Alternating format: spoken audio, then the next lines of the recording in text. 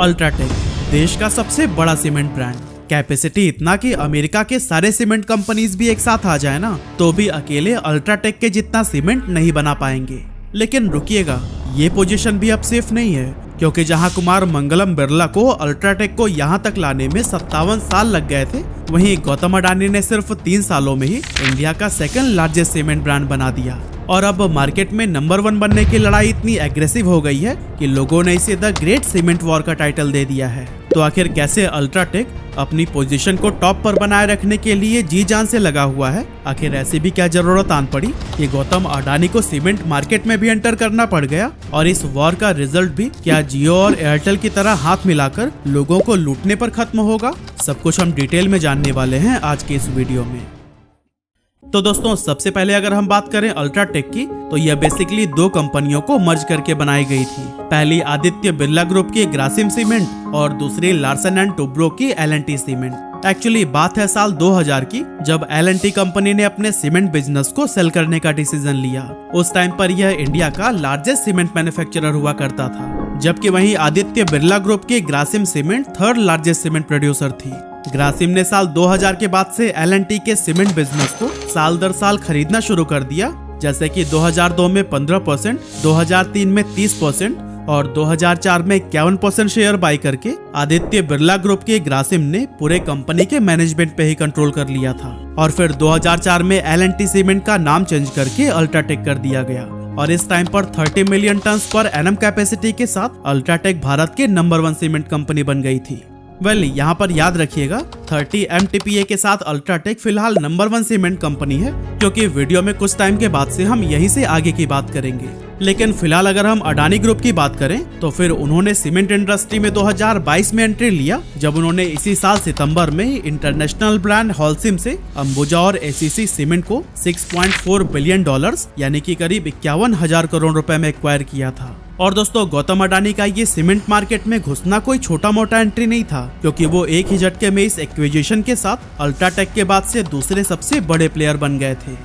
हम दोबारा चलते हैं 2004 में, जब 30 मिलियन टन पर एनम के साथ अल्ट्राटेक नंबर 1 सीमेंट कंपनी बन गया था। हालांकि भले ही उस समय पर अल्ट्राटेक कैपेसिटी के मामले में मार्केट लीडर था, लेकिन इस टाइम अंबुजा और ACC सीमेंट जैसे मिड साइज सीमेंट ब्रांड भी काफी तेजी से आगे बढ़ने लगे थे।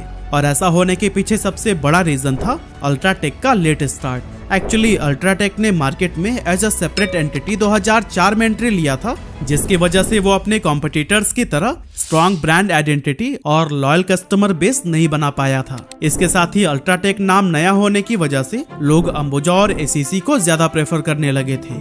इतना ही नहीं, अंबुजा और ACC ने इस अपॉर्चुनिटी को ग्रैब करने के लिए इंटरनेशनल ब्रांड हॉलसिम के साथ में हाथ मिला लिया, जिसकी मदद से उन्हें ग्लोबल एक्सपर्टाइज और एडवांस टेक्नोलॉजी का एक्सेस मिल गया, जिससे कि अब ये कंपनीज लोगों को पहले से काफी अच्छी क्वालिटी के सीमेंट भी ऑफर करने लगी थी। लेकिन दोस्तों, यहाँ पर अल्ट्राटेक हाथ पर हाथ रखकर बैठने वालों में से थोड़ी थी। भले ही उनका बाहर मार्केट में रिजल्ट नहीं दिख रहा था, लेकिन अंदर ही अंदर वो कुछ ऐसा कर रहे थे जिसकी वजह से आगे चलकर सारे कॉम्पिटिटर्स हमेशा के लिए उनसे पीछे हो जाने वाले थे।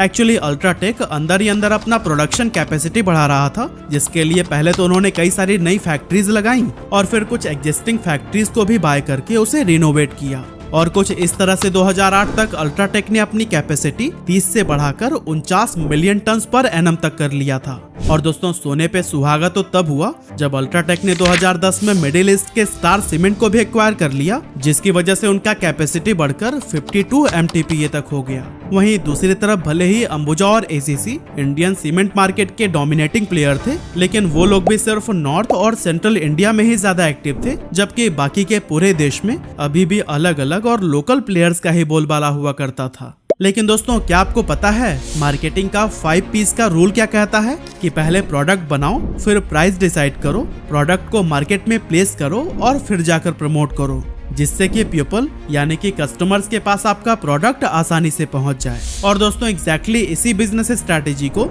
अल्ट्राटेक ने बखूबी यूज किया था। एक्चुअली उन्होंने पहले प्रोडक्शन कैपेसिटी एक्सपेंड किया, मार्केट में अपना प्रोडक्ट प्लेस किया और फाइनली जाकर प्रमोशन पर ध्यान दिया। और दोस्तों, इन्हीं बेहतरीन स्ट्रैटेजी का ही असर था कि 2010 तक अल्ट्राटेक का capacity 52 million ton per annum हो चुका था।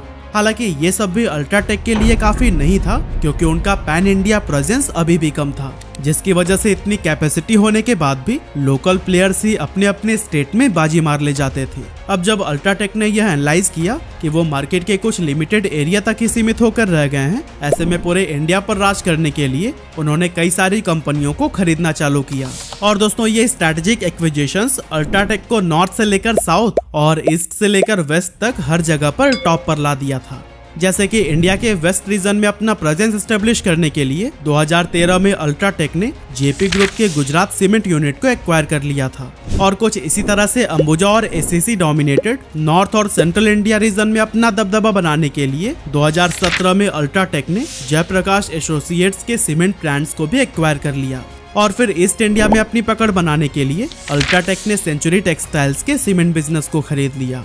और कुछ इस तरह से ईस्ट, वेस्ट, नॉर्थ और सेंट्रल इंडिया में अलग अलग एक्विजिशंस के बाद अल्ट्राटेक चाइना के बाद दुनिया की पहली कंपनी बनी जिसने अपनी capacity 100 million ton per annum से भी ज्यादा कर लिया था। और दोस्तों यह सिर्फ कंपनी की ही नहीं बल्कि पूरे इंडिया की ग्लोबल लेवल पर एक बड़ी अचीवमेंट थी। और दोस्तों अब 2019-20 तक अल्ट्राटेक का प्रॉफिट भी आसमान छूने लगा था, क्योंकि इस फाइनेंशियल ईयर अल्ट्राटेक ने 41,476 करोड़ रुपए का रिकॉर्ड रेवेन्यू जनरेट किया था। अब दोस्तों अल्ट्राटेक अपनी जीत की खुशी मना ही रहा था कि इसी बीच एक नहीं बल्कि 2 आफत अल्ट्राटेक के सर पर आन पड़ी।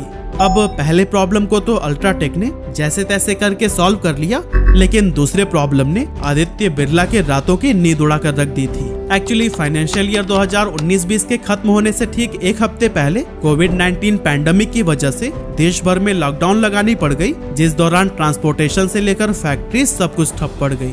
इस लॉकडाउन के टाइम पर अल्ट्राटेक को और भी कंपनीज की तरह काफी दिक्कतों का सामना करना पड़ा, जैसे कि शुरुआती कोविड पैंडेमिक के टाइम पर फैक्ट्रीज ढंग से ऑपरेट नहीं हो रही थी और इसकी वजह से 117 MTPA कैपेसिटी होने के बावजूद भी सिर्फ 76 MTPA ही यूटिलाइज हो पा रहा था। हालांकि इतना सब कुछ होने के बाद भी अल्ट्राटेक ने अपना स्ट्रॉन्ग फाइनेंशियल पोजीशन मेंटेन करके रखा और फिर जैसे इकोनॉमी खुली वैसे वैसे ही अल्ट्राटेक रिकवरी करने लगा। लेकिन दोस्तों कोविड के बाद इससे भी बड़ा चैलेंज उनके सामने आ खड़ा हुआ, जिसने न सिर्फ अल्ट्राटेक को बल्कि पूरे सीमेंट इंडस्ट्री को ही हिला कर रख दिया था। एक्चुअली इस टाइम पर खबर आने लगी कि गौतम अडानी भी अब सीमेंट मार्केट में एंटर करने वाले हैं, और वो भी कोई छोटी मोटी एंट्री नहीं बल्कि ऐसी ग्रैंड एंट्री जिसने उन्हें एक ही झटके में अल्ट्राटेक के बाद दूसरा सबसे बड़ा प्लेयर बना दिया था। एक्चुअली अडानी ग्रुप ने सितंबर 2022 में इंटरनेशनल ब्रांड हॉलसिम से अंबुजा और एसीसी सीमेंट को 51,000 करोड़ रुपए में एक्वायर कर लिया था। और इस एक्विजिशन के साथ ही गौतम अडानी को कुल 68 मिलियन टन पर एनम की बड़ी कैपेसिटी थाली में सजी सजाई मिल गई।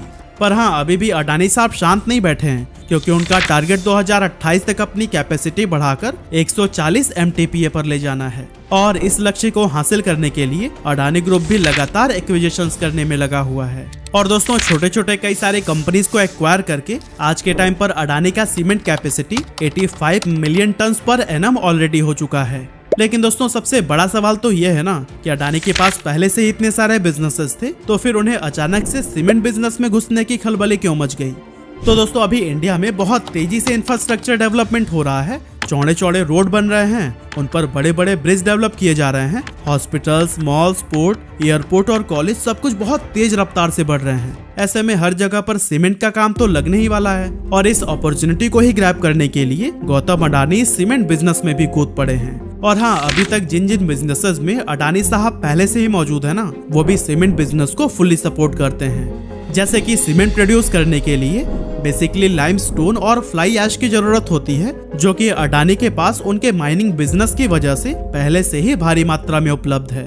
इसके बाद से सीमेंट बनाने वाली फैक्ट्रीज के लिए लगेगा इलेक्ट्रिसिटी, तो फिर वो भी अडानी पावर के पास से आ ही जाएगी। और दोस्तों अगर बात करें सब कुछ तैयार होने के बाद से सीमेंट को देश विदेश तक भेजा कैसे जाएगा, तो फिर यहाँ भी अडानी के पास में पोर्ट है, जिससे वो समुद्री रास्ते पर तो राज करते ही हैं। और रही बात हवाई रूट्स की, तो यहाँ पर भी कई सारे एयरपोर्ट्स उनके अंडर में होने की वजह से उन्हें काफी सपोर्ट मिल जाने वाला है। कहने का मतलब ये है कि सीमेंट बिजनेस के लिए अडानी मानो पहले से ही तैयार बैठे थे। अब दोस्तों आज के डेट में इंडिया वर्ल्ड का सेकंड लार्जेस्ट सीमेंट प्रोड्यूसर है, लेकिन हमारा पर कैपिटा कंजप्शन सिर्फ 250 किलो है, तो वहीं चाइना का 1600 kilo. Basically per capita consumption का मतलब है किसी भी कंट्री में एक आदमी ऑन एन एवरेज कितना सीमेंट यूज कर रहा है। अब इंडिया सीमेंट बनाने में तो दूसरे नंबर पर है, लेकिन अभी हमारी खपत बहुत कम है, जो कि चाइना के आंकड़ों को देखकर लगता है कि आगे चलकर काफी ज्यादा बढ़ने वाला है। और दोस्तों अगर इतना ही पोटेंशियल है तो फिर इसका फायदा कौन नहीं उठाना चाहेगा। यही रीजन है कि अडानी जी भी सीमेंट इंडस्ट्री में कूद पड़े हैं और अब दो दिग्गजों के बीच इंडिया में सीमेंट वॉर छिड़ गया है। अब दोस्तों अभी तक आपने देखा कि कैसे अडानी ग्रुप बड़े बड़े एक्विजिशंस करके इंडिया का सेकंड लार्जेस्ट सीमेंट ब्रांड बन गया है और उनके क्या फ्यूचर स्ट्रैटेजीज हैं इंडिया का नंबर 1 सीमेंट ब्रांड बनने के लिए। लेकिन सवाल आता है कि इस दौरान अल्ट्राटेक क्या कर रहा है। अब दोस्तों जैसा कि आप जानते ही हैं कि कुमार मंगलम बिरला अल्ट्राटेक सीमेंट के मालिक हैं और ये भी कोई ऐसी छोटी मोटी हस्ती नहीं है जो चुपचाप बैठ जाएं। अल्ट्राटेक का current capacity 152 million ton per annum है और ये कैपेसिटी इतना ज्यादा है कि यूएस के सारे सीमेंट कंपनीज के कैपेसिटी को भी मिलाकर 1.5 गुना और पूरे यूरोप में बसे 20-22 देशों के कैपेसिटी का भी 80% के बराबर है। और आगे भी अपने नंबर 1 का पोजीशन मेंटेन रखने के लिए अल्ट्राटेक ने काफी सारे एक्विजिशंस करने शुरू कर दिए हैं। 2020 तक अल्ट्राटेक ने नॉर्थ, सेंट्रल, ईस्ट और वेस्ट इंडिया को तो कैप्चर कर ही लिया था, लेकिन साउथ इंडिया अभी भी बचा हुआ था। इसीलिए उन्होंने साउथ इंडिया पर अपना डोमिनेंस जमाने के लिए एक तो अपना नया सीमेंट प्लांट तमिलनाडु में सेटअप किया है और दूसरा इंडिया सीमेंट कंपनी को भी एक्वायर कर लिया है। और दोस्तों आपको बताता चलूं कि इंडिया सीमेंट वही एन श्रीनिवासन की कंपनी है जो कि आईपीएल टीम सीएसके के ऑनर हैं। फ्यूचर की अगर बात करें तो बिरला ग्रुप ने अपने सीमेंट बिजनेस में 32,000 करोड़ रुपए का इन्वेस्टमेंट करने का अनाउंसमेंट किया है और फाइनेंशियल ईयर 2027 तक अपनी पूरी capacity 190 million ton per annum तक पहुंचाने का टारगेट रखा है, जो कि अडानी से 50 मिलियन टन पर एनम ज्यादा है। अब दोनों दिग्गज प्लेयर नंबर 1 की पोजीशन के लिए घमासान युद्ध कर रहे हैं और ये तो वक्त ही बताएगा कि इस द ग्रेट सीमेंट वॉर में कौन जीतेगा। लेकिन दोस्तों एक बात याद रखिएगा, ये हेल्दी कंपटीशन हमेशा चलता रहना चाहिए, नहीं तो जिस तरह आज के टाइम पर जियो और एयरटेल एक साथ मिलकर अपनी मनमानी कर रहे हैं वो सीमेंट मार्केट में भी ना हो जाए, क्योंकि छोटे छोटे प्लेयर्स को तो ये लोग खरीद ही ले रहे हैं और लास्ट में बस यही 2 लोग बचे और हाथ मिला लिए तो फिर हम और आप जैसे लोगों के लिए ये काफी भारी पड़ सकता है। वैसे अगर आप जियो और एयरटेल की मनमानी और देश में चल रहे टेलीकॉम इमरजेंसी को जानना चाहते हैं तो फिर डिस्क्रिप्शन में दिए गए लिंक से वीडियो को